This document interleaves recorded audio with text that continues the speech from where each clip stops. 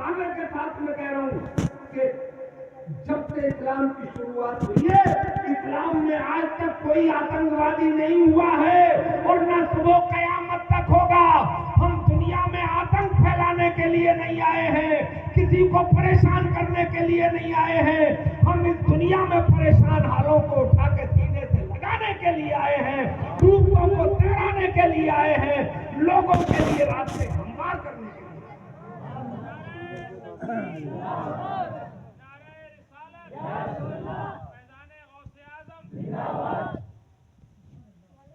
اب میں آواز کی طرف, میں نے جدھر سے آواز سنی تھی میں ادھر چلا,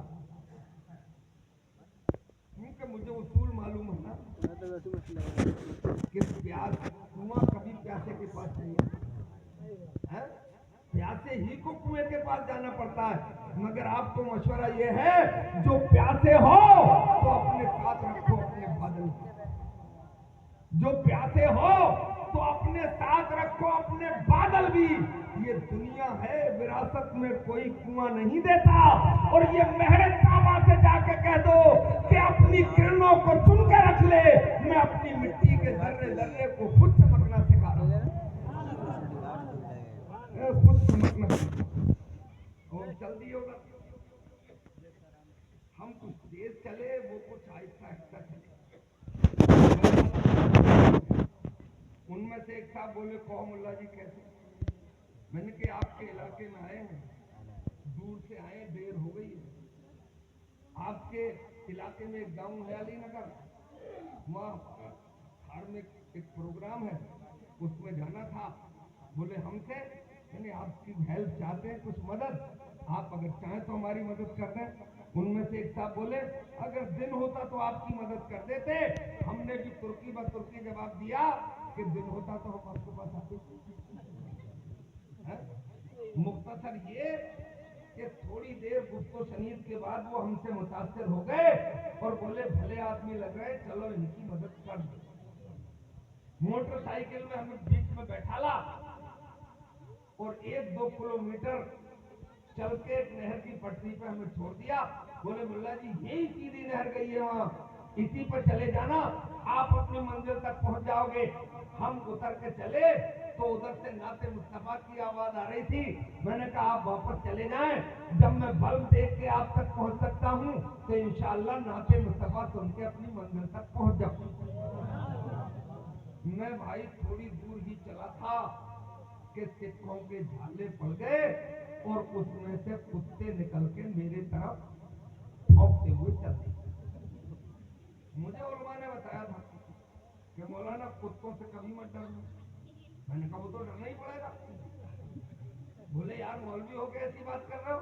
میں نے کیسی کریں, وہ اگر کاٹے بھی نہیں, اگر کھروچ بھی مار دے تو انجیکشن لگوانے پڑتے ریلیز کے, اور وہ بھی پیٹ میں. اور ایک انجیکشن اس زمانے میں 1700 روپئے کا تھا, اب مودی یگ میں تو ہو سکتا ہے 70,000 کا ہو گیا ہو, کیونکہ مہنگائی بڑھ رہی ہے.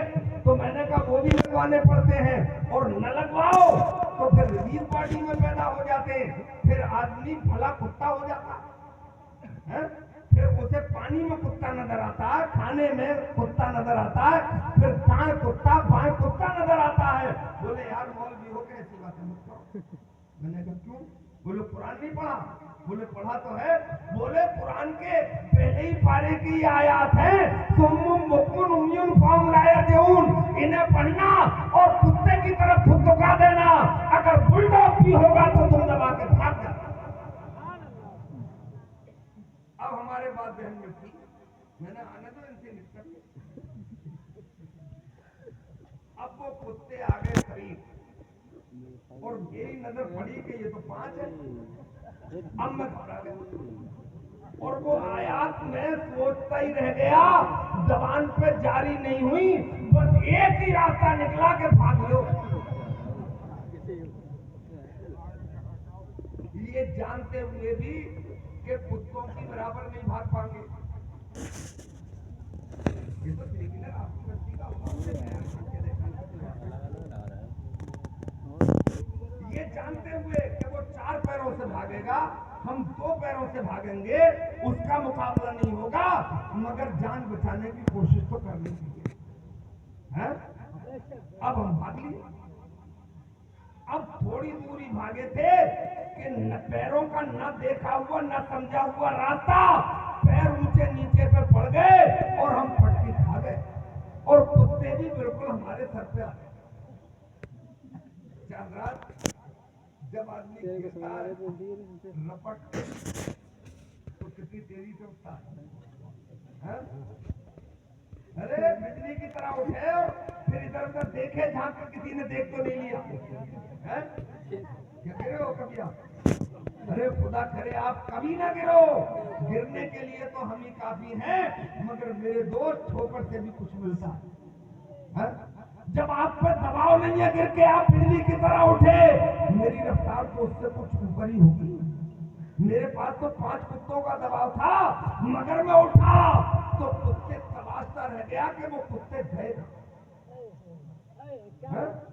انہیں زمین نکل گئی یا آسمان اچک لے گیا، جو میری چیرا پھاڑی کرنے کے لیے میرے سر پہ تھے، میرے تانے کو بانے سے الگ کرنے کے لیے میرے سر پہ تھے، مجھے ٹکا موٹی کر کے کھانے والے تھے، وہ کتے گئے کا، انہیں زمین نکل گئی یا آسمان اچک لے گیا۔ یہ ہوا کیسے؟ جب میں گر رہا